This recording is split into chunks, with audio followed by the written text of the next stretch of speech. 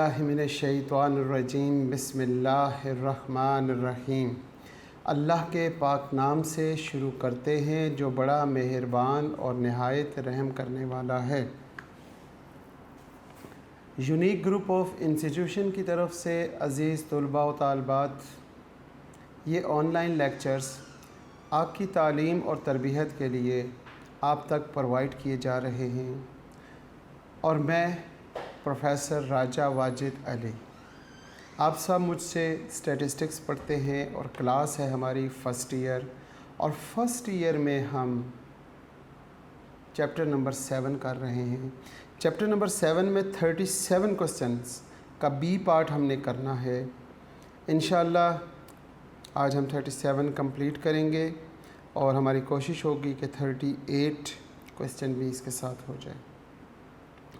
हस्बे मामूल हम अपने लेक्चर का आगाज़ एक दुआ से करते हैं और दुआ है ज़िंदगी और मौत। अल्लाहुम्मा उर्ज़ुक़नी, ऐ मेरे प्यारे अल्लाह हम सब को अता कर दे अल हयात सआदतन वल मौत शहादतन, हमें ज़िंदगी अता कर सआदत वाली और मौत अता कर शहादत वाली। इल्म की दुआ इसके साथ हम पढ़ते हैं। अल्लाहुम्मा उर्ज़ुक़नी इल्मन नाफ़िअन वासिअन हमीकन, ऐ मेरे अल्लाह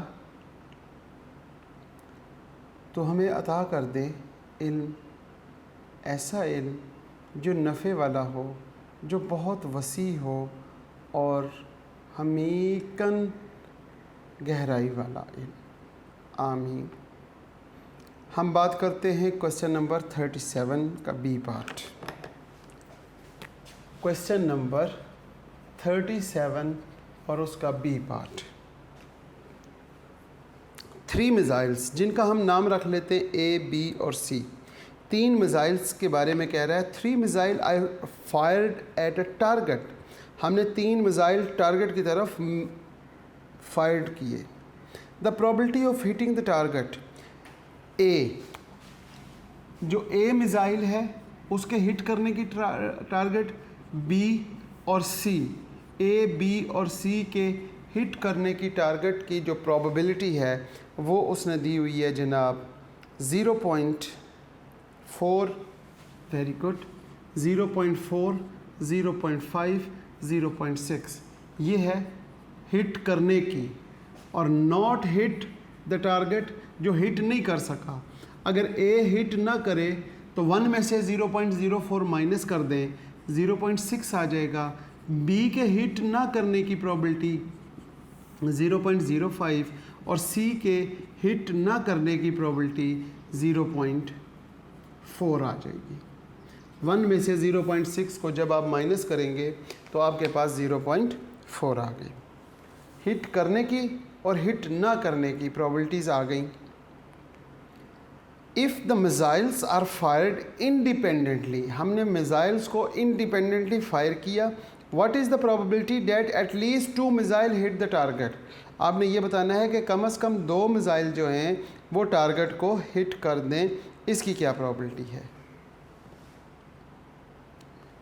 2 shot hits the target, B part जी। Probability at least 2 hit the target. अगर एट लीस्ट का मतलब है कम से कम 2 या 2 से ज़्यादा, तो probability of A intersection B intersection C, last question जिस तरह हमने किया था एज इट इज़ करना है, plus probability of A intersection B intersection C, और यहाँ पर ये आ जाएगा, और plus probability of A dash intersection B intersection C, और इसमें एक और पॉसिबिलिटी है A into B into C. कम से कम 2 करें। यहाँ पे देखें कम से कम 2 कर रहे हैं ए और बी, यहाँ पे भी कम से कम 2 टारगेट को हिट कर रहे हैं ए और सी, यहाँ पे बी और सी, कम से कम 2 या 2 से ज़्यादा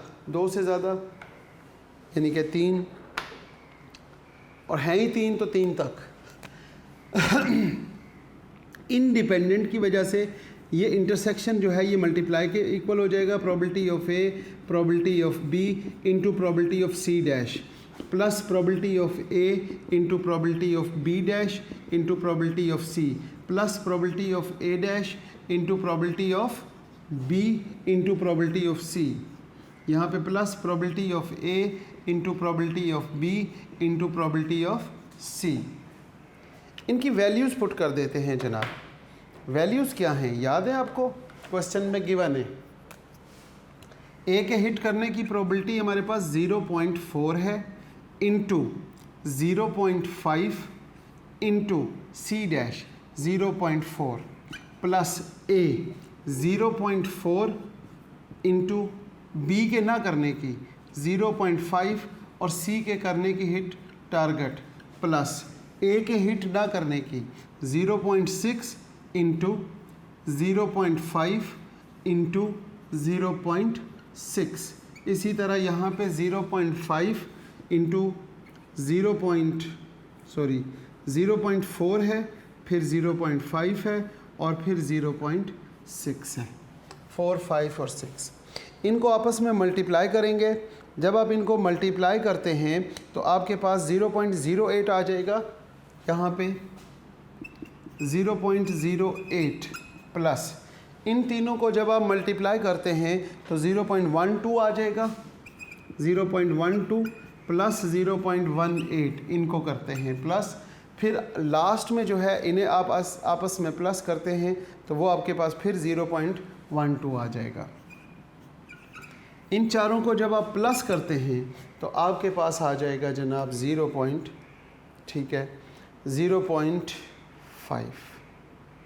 0.08 plus 0.12 plus 0.18 plus 0.2 it equal to 0.5। तो 0.5 आपका आंसर है।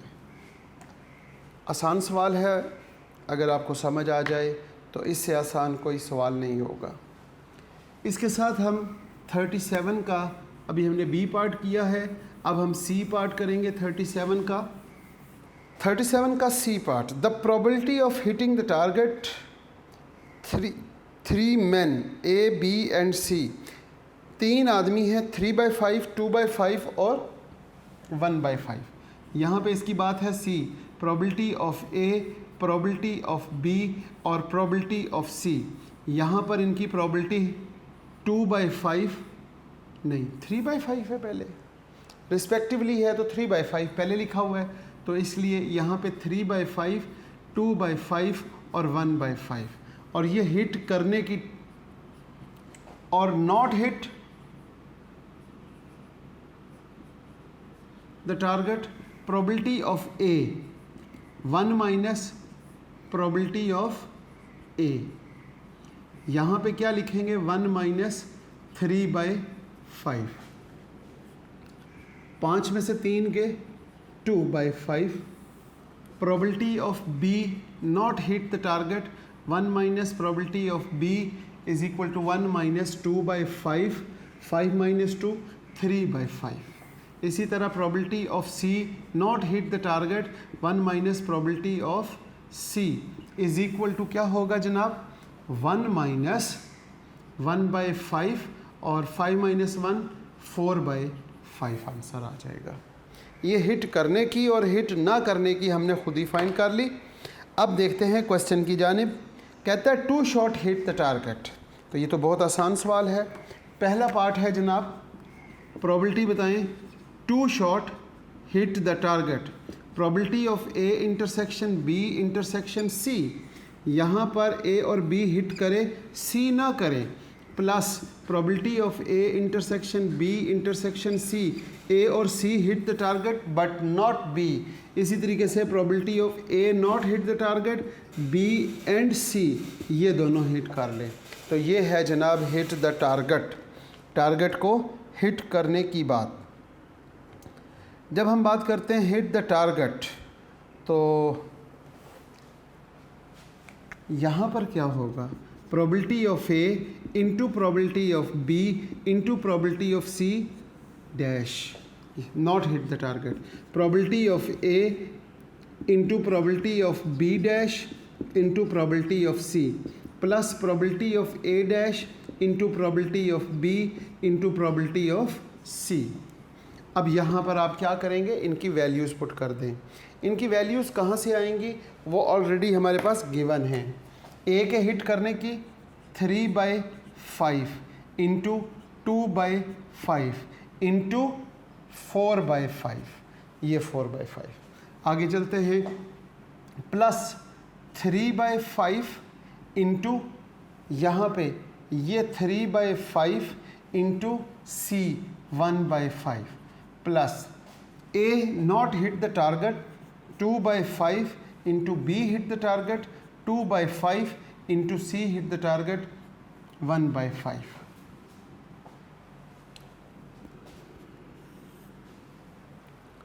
यहाँ पे अगर आप गौर व फिक्र करेंगे, 5 को हम क्या करेंगे, मल्टीप्लाई करेंगे कितनी टाइम,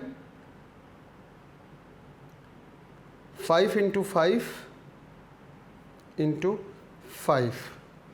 आपके पास 5 मल्टीप्लाई बाय 5 मल्टीप्लाई बाय 5 देखते हैं तो क्या आता है, 125. नीचे तो हमारे पास 125 आ गया, 4 3 12 और ये ऊपर 24 आ जाएगा, क्योंकि 3 इंटू 2 इंटू 4 आपके पास 24 आ गया. नीचे फिर 125, 3 3 9, 9 1 प्लस यहाँ पे फिर आपके पास 125, 2 2 4 और 4 1 4. अब आप यहाँ पे एलसीएम लेते हैं, 125 एलसीएम आ गया, 24 प्लस 9 प्लस 4. जब आपने इन सब को प्लस किया तो 24 प्लस 9 एंड प्लस 4 आपके पास आ जाएगा 37 ओवर 125. 37 को जब आपने डिवाइड करना है, 37 डिवाइडिंग बाय 125 तो 37 ओवर 125 आंसर आ जाएगा इसको, क्योंकि कैंसिलेशन नहीं होती. ये था इसका फर्स्ट पार्ट. सेकंड पार्ट की जानिब चलते हैं. उसमें उसने लिखा हुआ है 1 शॉट हिट द टारगेट. एक शॉट टारगेट को हिट करे. Probability of 1 hit the target, probability of A intersection B intersection C, A और C ना करे, सिर्फ A करे, या फिर probability of A intersection B intersection C, A और C hit not the target only B, या फिर probability of A intersection B intersection C, A और B hit टारगेट को ना करे बल्कि सिर्फ ए कर ले. ये है जी 1 shot the hit the target. यहाँ पे अब इंडिपेंडेंट होने की वजह से probability of A into probability of B dash into probability of C plus probability of A dash into probability of B into probability of C dash और फिर plus probability of A dash into probability of B dash into probability of C. जब dash बोल रहा हूँ तो इसका मतलब है नॉट हिट द टारगेट, वो टारगेट को हिट ना करे. ए के हिट करने की प्रोबेबिलिटी है जनाब आपके पास 3/5 इंटू बी के हिट ना करने की प्रोबेबिलिटी है आपके पास 3/5 और प्लस सी के हिट ना करने की प्रोबेबिलिटी, ये प्लस क्यों लिख दिया हमने, यहाँ पे तो मल्टीप्लाई है, 4/5 फिर प्लस यहाँ पे ए के हिट ना करने की, यहाँ पे ए के हिट करने की प्रोबेबिलिटी थी, यहाँ पे not hit A the target, it is 2/5. B hit the target 2/5, C not hit the target 4/5 plus A not hit the target 2/5, B not hit the target 3/5 और into C hit the target, it is 1/5. आपने जब 5 into 5 into 5 किया तो 125 आ गया. 4 को आपने क्या किया, 4 3 9 होता है मेरा ख्याल है. 3 multiply by 3 multiply by 4, 3 into 3 into 4 आपके पास 36 आ गया. प्लस यहाँ पे 125, 2 2 4, 4 4 ज़ा 16 हो गया, यहाँ पे 125 और 2 3 ज़ा 6 आ जाएगा। अब आप यहाँ पर क्या करेंगे, 125 एलसीएम आ जाएगा और आपने क्या किया, 36 प्लस 16 प्लस और साथ ही 6 कर लिया और ये आपके पास 58 आ गया। 58 को जब आप क्या करते हैं, डिवाइड करते हैं 1 to 5 के साथ, तो ये भी डिवाइड नहीं होगा, ये भी एग्जैक्ट यही आ जाएगा। थर्ड पार्ट जनाब इसमें लिखा हुआ है ऑल द 3 शॉट हिट। जी थर्ड पार्ट बताएं जी, प्रोबेबिलिटी ऑफ 3 शॉट, 3 जो है ना वो shot hit the target, it's mean probability of A into probability of B into probability of C. तो सॉरी, पहले हमने ये नहीं करना था, हमने लिखना था probability of A hit the target and B hit the target and C hit the target. Intersection है, इंडिपेंडेंट है, मल्टीप्लाई हो जाएंगे, probability of B into probability of C. What is the probability of A? Probability of A is equal to 3/5 into probability of B 2/5 into probability of C 1/5। तो यहाँ पर हमारे पास आ जाएगा 125, 3 2 ज़ा 6 और 6 1 ज़ा 6, तो आपके पास 6/125 ये आपका आंसर आ गया किसका? 3 shot hit the target and the last part is none hit the target. Last part हमारे पास है none shot hit the target. Fourth part probability none hit the target, it's mean probability of A dash into B dash into C dash. यहाँ पर आ जाएगा probability of A dash into probability of B dash into probability of C dash। बोला मैंने dash लेकिन लिखा नहीं। probability of A not hit the target, it is 2/5, फिर 3/5 और फिर 4/5। 4 3s are 12 और ये 12 2s are 24 over 125। 24 over 125 is the answer, none hit the target। ये था क्वेश्चन नंबर 37 का सी पार्ट। अब हम बात करते हैं क्वेश्चन नंबर 38। 38 को इंशाल्लाह हम बाद में करेंगे। 38 क्वेश्चन कंप्लीट क्वेश्चन जो है ये हम बाद में करेंगे। अभी हम पढ़ते हैं question number 39। A bag contain 3 red and 5 black ball and another bag contain 5 red and 3 black ball. A ball is drawn from a bag selected at random. Find the probability that it is red. ये है सवाल। असल में question number 38 मैं इसलिए छोड़ रहा हूँ क्योंकि ये थोड़ा सा पिछले क्वेश्चंस की तरह का सवाल है, या इसका बी पार्ट या आगे 40 या 50 या 40 से आगे सा। ये 39 38 क्वेश्चन जो है ये थोड़ा सा हमारा टॉपिक चेंज करेगा, इसलिए हम इसे बाद में करते हैं। 3 रेड और 5 ब्लैक बॉल। क्वेश्चन नंबर 39 ए पार्ट। 3 रेड हैं जनाब और 5 ब्लैक बॉल हैं और टोटल 5 6 7 8 और ये है बैग 1। और इसी तरह बैग 2 रेड ब्लैक और टोटल, रेड ब्लैक और टोटल। बैग 2 में 5 और 3 की बात हो रही है, शायद 5 और 3 फिर 8 आ जाएगा जनाब। अ bag contain 3 red and 5 black ball. Another bag contain 5 red and 3 black ball. Total balls दोनों में 8 हैं। सवाल ये है जनाब, यहाँ से शुरू होता है। अ बॉल इज़ ड्रॉन, हमने एक बॉल ड्रॉ करनी है फ्रॉम अ बैग सिलेक्टेड, पहले बैग सिलेक्ट करना है। हमने बैग 1 और बैग 2, एक पर्ची में बैग 1 लिख लें और एक पर्ची में बैग 2 लिख के उसे बंद करें, उसे मिक्स करके नीचे फेंकें और बग़ैर सोचे समझे कोई एक उठा लें। अब वो बैग 1 भी सिलेक्ट हो सकता है और बैग 2 भी सिलेक्ट हो सकता है। ये तो तरीका है बैग सिलेक्ट करने का। अगर बैग 1 सिलेक्ट हुआ है, वहाँ से एक गेंद निकालें तो वो रेड होनी चाहिए, और अगर बैग 1 नहीं सिलेक्ट हुआ, बैग 2 सिलेक्ट हुआ है, तो बैग 2 में से गेंद निकालें तो वो रेड होनी चाहिए, यानी कि जो बॉल है वो रेड होनी चाहिए। इसकी प्रोबेबिलिटी बताएं।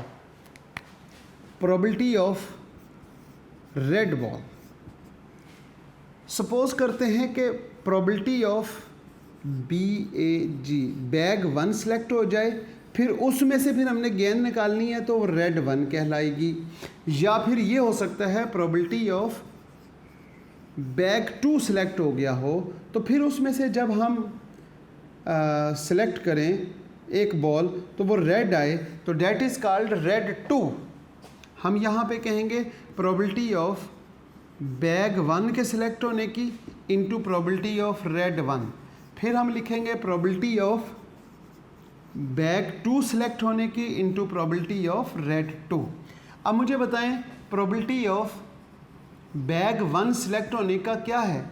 टोटल बैग 2 हैं और उनमें से बैग 1 एक है, 1/2। प्रोबेबिलिटी ऑफ बैग 2 सिलेक्ट होने की प्रोबेबिलिटी क्या है, वो भी 1/2 हो जाएगी। अब इनकी वैल्यूज़ पुट कर दें, सिंपल। बैग 1 की प्रोबेबिलिटी आप सब बच्चों को पता चल चुका है, 1/2।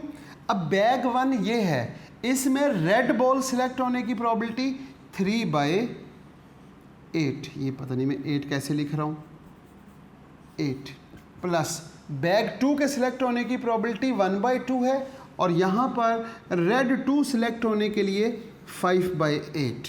8 2s are 16, 3 1s are 3, 3/16 plus 5/16, इन दोनों को प्लस कर दें, 5 6 7 8, तो यहाँ पर आपके पास 8/16, तो 1/2 हो जाएगा, 0.5 आंसर आ जाएगा।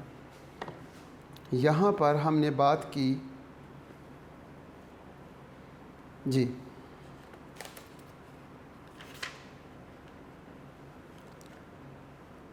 वन बाई 2 और 8/16 मतलब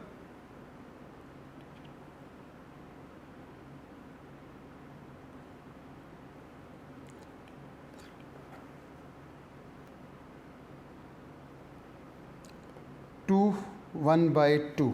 ठीक है जी, बिल्कुल ठीक हो गया आंसर, 1/2 आ गया। नेक्स्ट पार्ट इसी सवाल में उसने क्या पूछा हुआ है, बैग 1 1/2 और 3/8।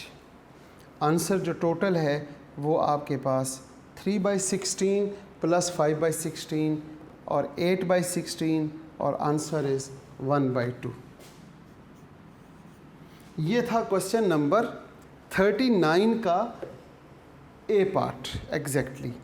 39 का बी पार्ट वो भी कुछ इसी तरह का ही है। A purse contain 2 silver and 4 copper coin. एक पर्स है जनाब, उसमें 2 सिल्वर और पता नहीं कितने कॉपर कॉइन्स हैं, वो आप पढ़ें। पर्स 1, पर्स 2 और शायद पर्स 3 भी हो।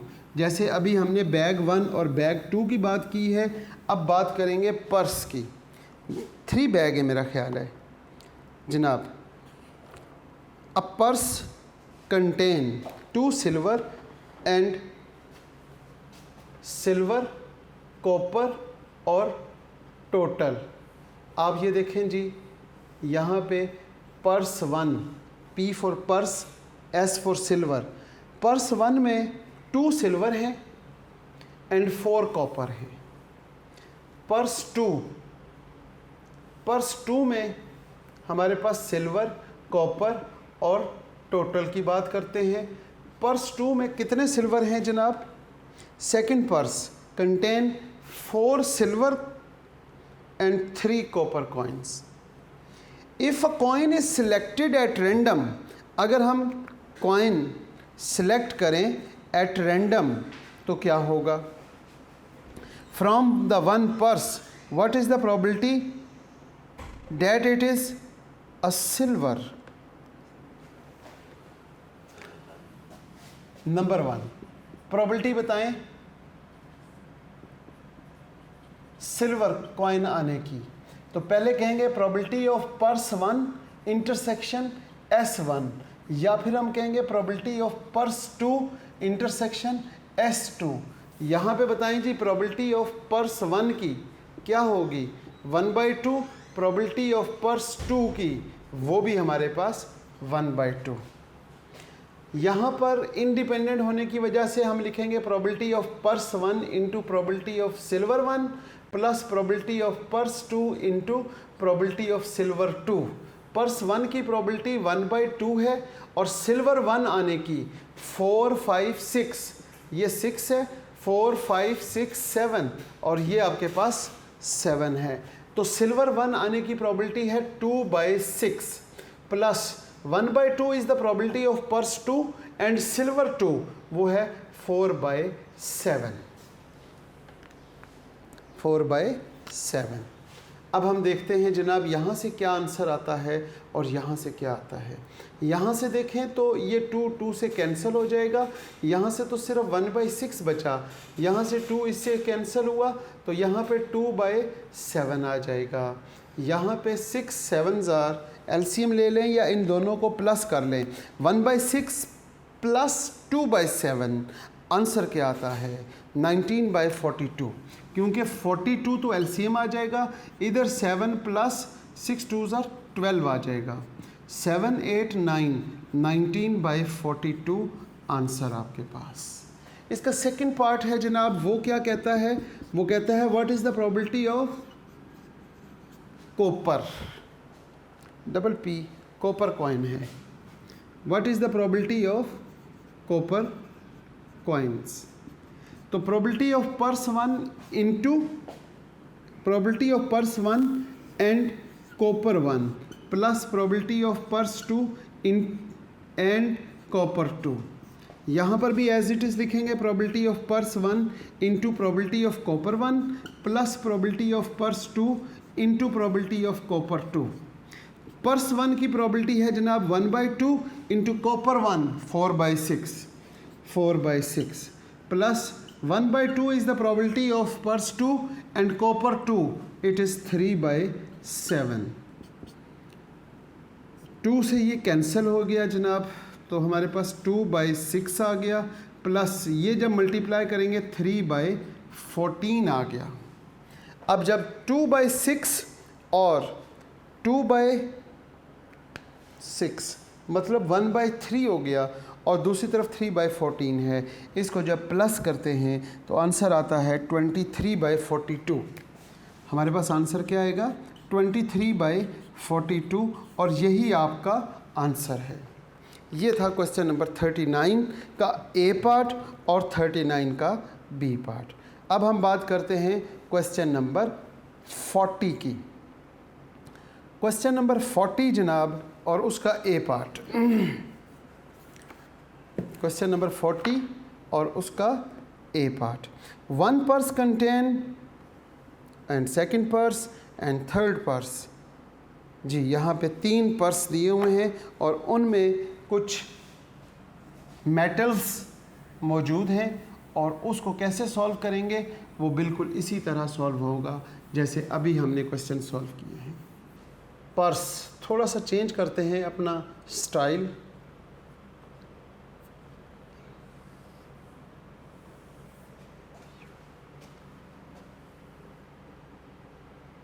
इसमें सोवरियन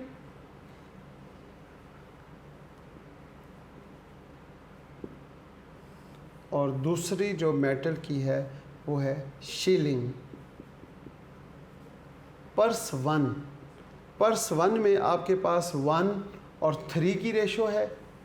पर्स 2 में आपके पास 2 और 4 की रेशो है और पर्स 3 में 3 और 1 की रेशो दी हुई है। आपने इनका टोटल कर लेना है, किसी तरह कर लोगे। 3 और 1 4, 4 5 6 और 3 और 1 यहाँ पे 4। एज इट इज़ क्वेश्चन है जी, if a coin is taken out the purse selected at random find the chance. जब चांस का लफ्ज़ हो तो उसे प्रोबेबिलिटी कहते हैं। Find the chance that it is sovereign.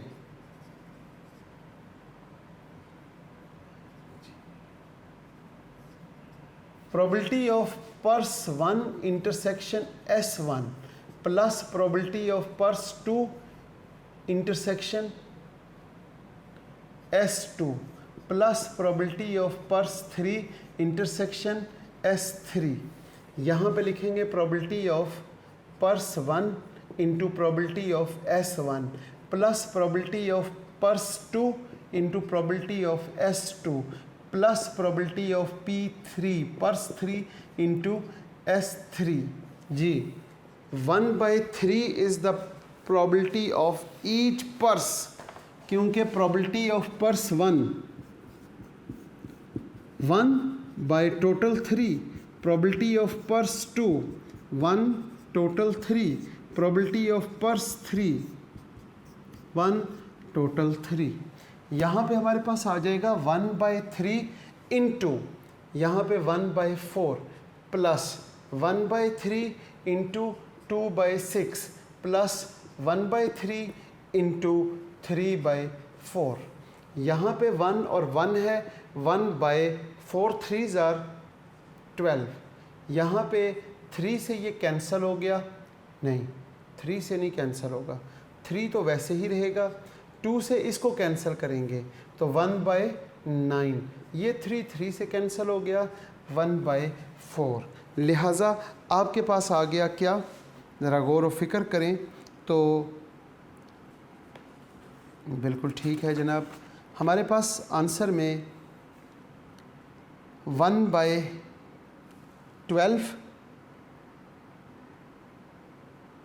1/9 और 1/4 इनको आपस में प्लस करते हैं तो आंसर आ जाएगा 4/9।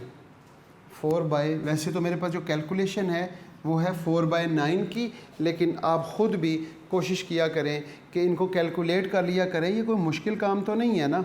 आपने यहाँ पे सिंपल ऐसे लिखना है 1/12, एरो के साथ आगे चले, एरो के साथ जब आगे आएंगे तो आगे लिखेंगे प्लस 1/9, फिर एरो के साथ आगे आ जाएं प्लस 1/4। Answer is 4/9। ये था क्वेश्चन नंबर 40 का ए पार्ट। और 40 का बी पार्ट बहुत ही अहम सवाल है और ये अक्सर पेपर में आया होता है। इंशाअल्लाह हम इस सवाल को नेक्स्ट लेक्चर में कंप्लीट करेंगे 40 के बी पार्ट को, और ऑनवर्ड आगे चलते रहेंगे। इसके साथ आज के लेक्चर को हम यहीं पे इख्तिताम करते हैं, इस दुआ के साथ कि अज़ीज़ तलबा व तालिबात आप जहाँ रहें खुश रहें, सलामत रहें, ईमान वाली और सेहत वाली ज़िंदगी अल्लाह पाक आपको अता करे, वालदैन का साया ताहयात कायम रखे। इसके साथ साथ वालदैन का और उस्ताद कराम का ए अल्लाह तो हमें इताअत और फरमाबरदारी वाला बना दे, और साथ साथ जब आखिरी लम्हा इस दुनिया में हो तो हमारी ज़बानों पे कलमा तैयब जारी फरमा दीजिएगा, ला इलाहा इल्लल्लाह मुहम्मदुर रसूलुल्लाह, ताकि हमारा ख़ात्मा भी ईमान के साथ हो सके। आमीन। अल्लाह हाफ़िज़।